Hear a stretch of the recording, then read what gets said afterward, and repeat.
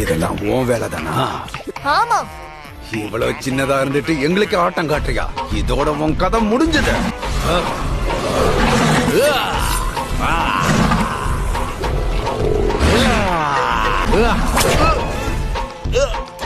இதால என்ன தடுக்க முடியாது.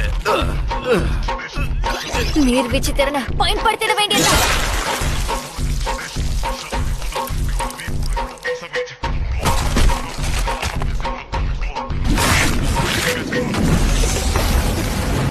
ஓகே, நான் உங்களுக்கு கடைசி வாய்ப்பை கொடுக்கறேன். என்னோட சண்டை போடுறத விட்டுட்டீங்கன்னா இந்த இடத்தை விட்டு நீங்க போறதுக்கு அனுமதிக்கிறேன்.